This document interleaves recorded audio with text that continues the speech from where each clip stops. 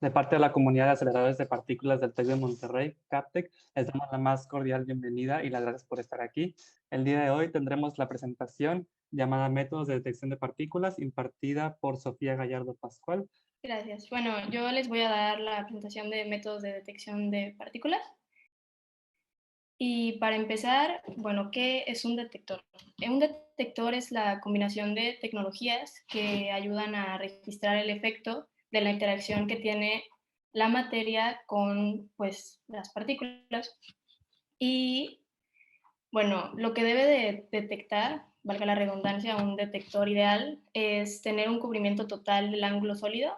Ahorita explico un poco qué es eso, la medida del momento y la energía, detectar, rastrear, identificar pues, todas las partículas, su masa, su carga, etcétera, responder rápidamente sin tiempo muerto y convertir la información que detectó en señales eléctricas. Bueno, lo del cubrimiento del ángulo sólido, el ángulo sólido básicamente es algo que es una manera de ver lo que sea que se esté observando. Voy a dar un ejemplo para que se entienda mejor. Hagan de cuenta que si tú tienes un cono, tú estás en la punta del cono y estarías observando un círculo. Si tú tienes una pirámide, estarías en la punta de la pirámide y estarías observando un cuadrado. Entonces, pues no es algo tan complejo, solo es como algo que ayuda a distinguir mejor las características de lo que sea que estés observando.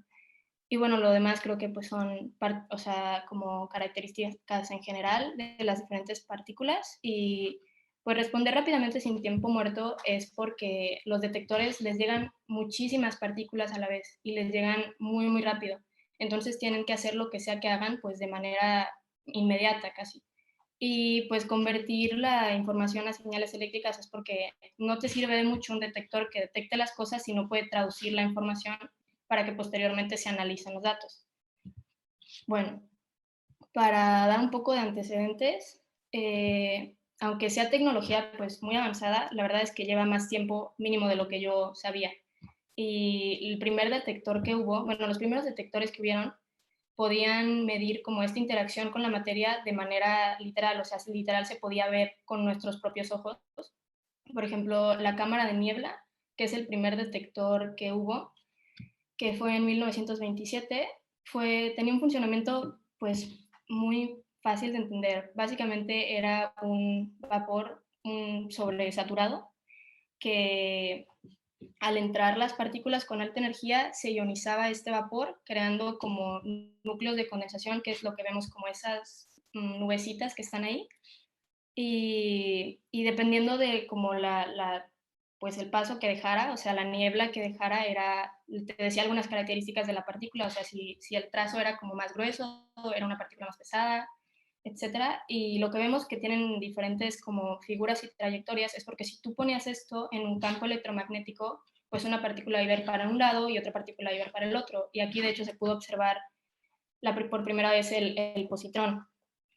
Y bueno, el otro que ven aquí de la cámara de burbujas tiene un funcionamiento casi igual, pero en lugar de ser un gas, es un líquido que está muy, muy caliente, o sea, justo antes de hervir, y pues pasa la partícula y también se ioniza, pero en lugar de crear esta nieblecita, crea como unas burbujas porque se empieza como a evaporar el agua y el funcionamiento es casi pues idéntico, pero es importante, un dato interesante es que esta persona ganó un Nobel de Física con este detector en 1952. Bueno, actualmente, como pues ya tenemos mucha más tecnología, ha pasado mucho más tiempo, los detectores ya no funcionan solo con lo que nosotros vemos con nuestros ojos, o sea, pues ya son señales eléctricas y otro tipo de cosas. Y ya no es solo un detector, o sea, ya son los detectores actuales, es como un sistema de subdetectores que cada uno de los subdetectores funciona para detectar ciertas partículas en específico o detectar ciertas características de esas partículas. Y es importante mencionar que no todas las partículas se pueden detectar por los detectores, o sea, realmente son solo estas 13 que vemos aquí y el resto pues son medidas, inferidas a través de sus productos de desintegración o sus relaciones cinemáticas, es decir, las cosas, o sea, no las partículas en sí, sino como que dejaron. Y bueno, o sea, algo importante que mencionar es que existen muchos tipos de detectores de partículas con muchísimas variantes cada uno y tienen funcionamientos, algunos muy complejos, algunos más simples, pero lo que yo les quiero mostrar en la presentación pues son como los principales de las principales partículas que hemos visto y pues los que nos llegarían a interesar, porque estos son los que se usan pues, en los aceleradores de partículas como los que están en el LHC del CERN, y ahorita de hecho les voy a mostrar una foto real de uno de los detectores que se utilizan.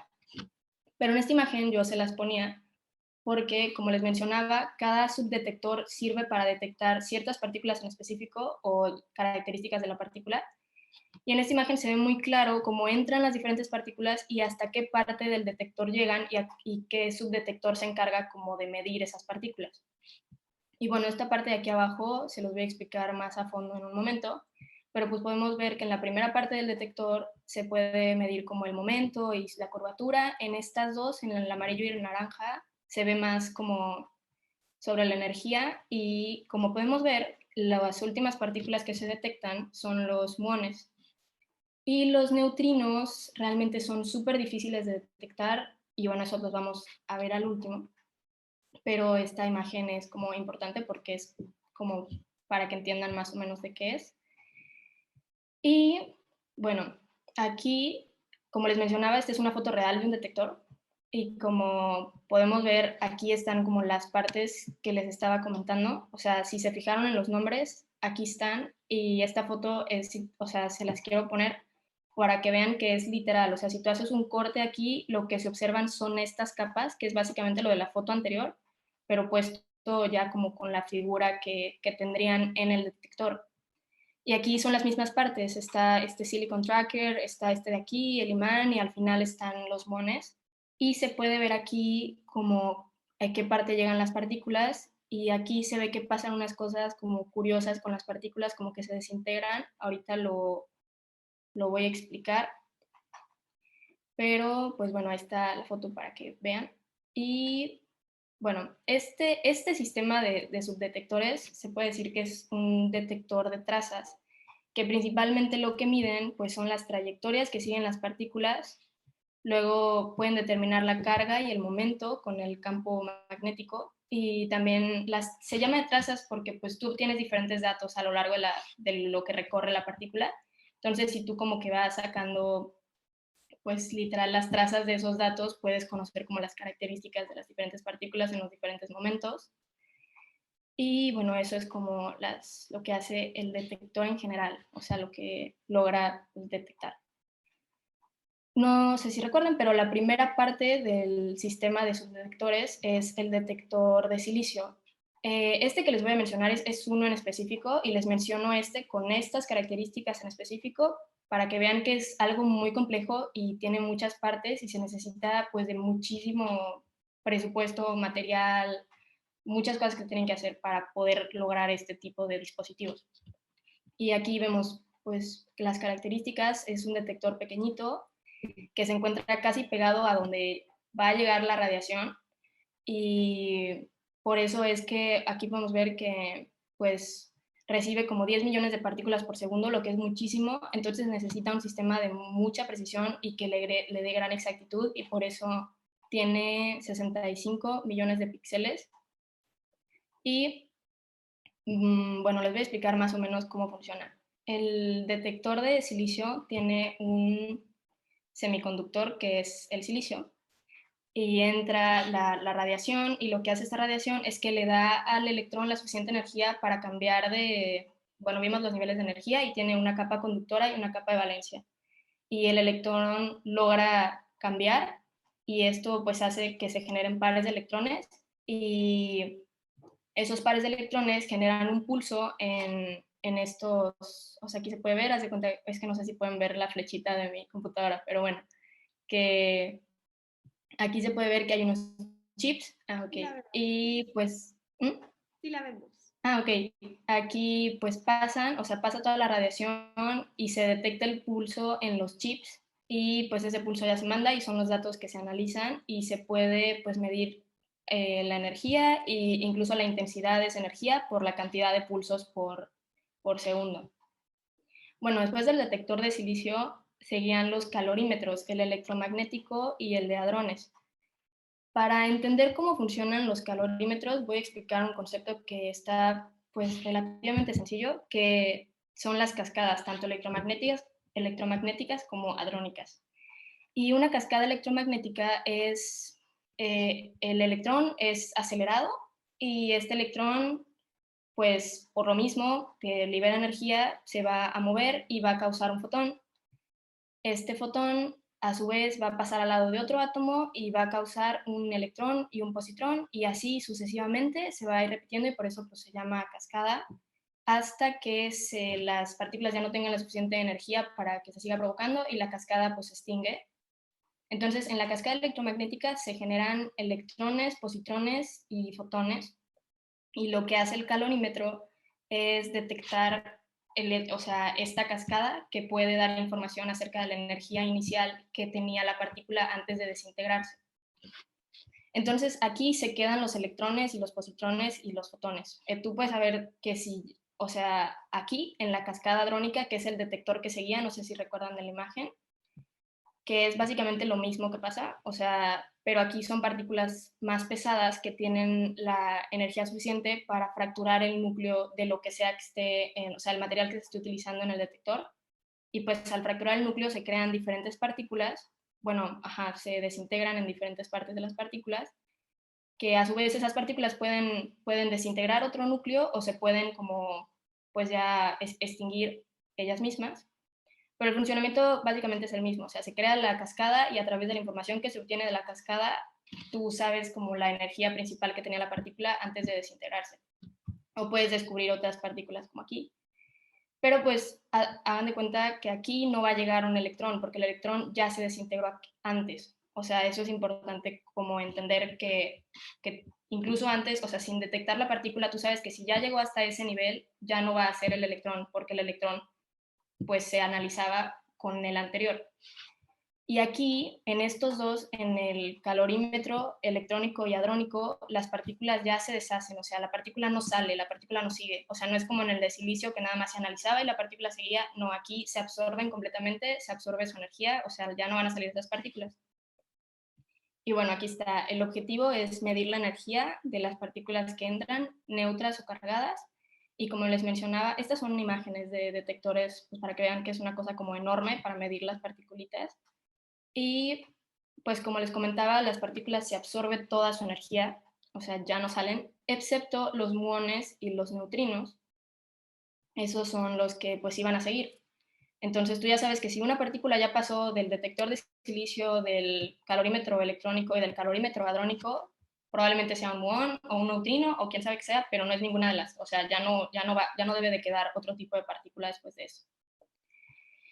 Y luego sigue, no sé si se acuerdan en la imagen, pero había un imán superconductor, que ese básicamente lo que hace es al tener un campo electromagnético, pues por las diferentes cargas que tienen las partículas, las va a desviar para, y ese desvío va a poder como dar información acerca de su momento lineal. Entonces ahí, o sea, pues obtienes información sobre las partículas que hayan quedado.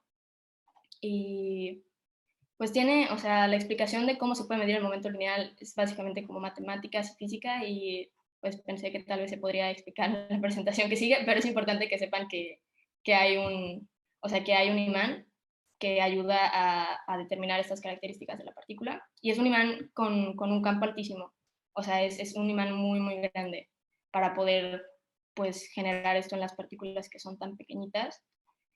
Y después del imán sigue los detectores de muones, que a su vez los detectores de muones, o sea, esto ya es como un subdetector dentro del sistema de detectores. Pero este a su vez tiene tres partes, que aquí lo que me interesa de esta imagen es que todo esto es el detector de muones y esta parte son como las cajitas que están aquí, entonces pues podemos ver que están como unidos cada partecita que tienen casi el mismo funcionamiento, tienen solo pequeñas variables y funcionan como pues simultáneamente. Y bueno, lo del tracking y trigger, lo que se refiere, eso es como la capacidad que tienen de absorber datos y de mandarlas o sea, es cosas de pues la capacidad que tienen para pues mandar los datos o recibirlos. Y bueno, voy a explicar un poco mejor el funcionamiento de cada uno de estos. Y bueno, el DT, casi todos funcionan igual, pero tienen sus diferentes variantes. Son unos tubitos que tienen un alambre cargado positivamente adentro y están en un volumen de gas, o sea, hay gas adentro del tubo, y al entrar el muón, pues desvía los electrones y estos electrones desplazados pues se pegan al alambre porque este está cargado positivamente y pues tú puedes saber dónde pegó el electrón y puedes saber la distancia original del muón y pues esa es una parte del detector de muones y luego está el CSC que tiene el mismo principio, hay un gas y hay dos arreglos, que unos son los cables y otros son los alambres, unos están cargados positivamente y otros negativamente. Tienen un acomodo perpendicular, o sea, como si fuera un sistema de coordenadas. Entonces pasa lo mismo, o sea, los muones se atraviesan, desplazan a los electrones de los átomos del gas y esto crea como una avalancha de electrones y pues los electrones se pegan a la parte positiva y los iones se pegan a la parte pues negativa y ahí literal pues tienes dos pulsos, o sea, te puede dar como más información como si fuera un sistema de coordenadas acerca de la posición que tuvo el muón para poder desplazar a esos electrones. Y luego, la última parte funciona, como les mencionaba, casi igual, pero en lugar de ser unos tubos o ser esto de los cables y los alambres son como dos placas y una placa tiene arriba como unas tiras y el funcionamiento es casi igual. O sea, entra el muón, desplaza los electrones y los electrones crean la balanza de los electrones, pero aquí este tiene una capacidad mayor para poder medir como los hits de los electrones que se van a desplazar. Entonces, pues como podemos ver, porque todavía me quedan 10 minutos.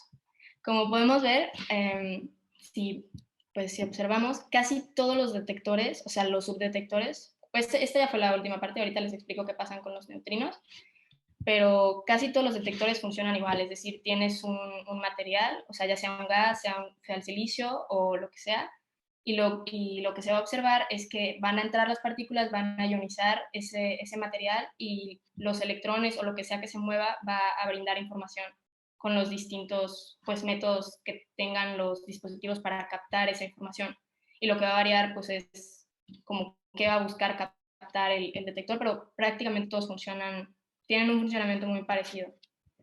¿Y en qué varía que algunas partículas entren a un detector y qué varía que otras entren a otro? Pues es su carga, su masa. O sea, por ejemplo, los muones son mucho más pesados que los electrones y los positrones y por eso pues van a llegar como hasta la última parte. Y bueno, ¿qué le pasa a los neutrinos? Bueno, a los neutrinos son, como les dije, son como súper sutiles y son muy, muy, muy difíciles de detectar. Y para detectar a los neutrinos se requieren detectores súper, súper, súper pesados y un flujo muy alto de neutrinos. Y realmente en experimentos, pues como el del LHC, o sea, no es en sí que se puedan detectar, más bien se puede como observar la energía que se conservó. Entonces, se puede saber información sobre los neutrinos, pero es muy difícil poder detectarlos. Y por último, esto es lo primero que les había mostrado, pero una vez que ya vimos la presentación, pues es como un resumen, porque lo que principal creo que es lo más importante que se comprenda es que es un sistema de subdetectores, que casi todos los detectores tienen el mismo principio y que haz de cuenta que si tú analizas datos de la última parte del detector, no te vas a topar con partículas que sean detectadas antes. O sea, eso es importante como de comprender. Y bueno, aquí es como pues lo que resume casi toda la presentación. Y, y pues ya, bueno, como datos interesantes, solamente no lo puse en la presentación, pero lo difícil de esto, o sea, los detectores son una parte muy importante, no sé cuánto tiempo me queda, pero son una parte muy importante de los aceleradores de partículas, pero requieren muchísimo, o sea, muchísimo presupuesto, son muy complejos y por eso es, o sea, los experimentos que se han hecho, las colaboraciones internacionales han sido de las más grandes que han habido, o sea, para generar los detectores han colaborado, o sea, más de 100 países en el mismo proyecto, pero pues es complicado porque son muy complejos y se requiere mucho dinero y mucho material. Entonces, pues bueno, básicamente eso fue todo y espero que les haya quedado como claro lo principal y pues ya. Perfecto, muchísimas gracias, Sofía. Ahorita a la sesión le quedan como unos 6 minutos, entonces podemos tener un espacio para dudas. Si alguien tiene alguna duda, con gusto puede abrir su micrófono y preguntar.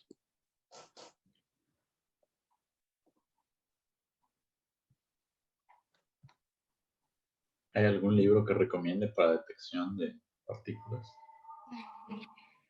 Yo encontré de uno de los detectores de silicio que está aquí en las referencias. Si quieren luego les escribo en el grupo cuál es. Y en la página del CERN, de hecho lo quería poner, pero hay una animación muy padre que tú lanzas una partícula y puedes ver a dónde llega y pues eso está como, o sea, está muy interesante, pero yo no lo, o sea, no supe cómo ponerlo, pero tal vez ustedes sí lo pueden ver.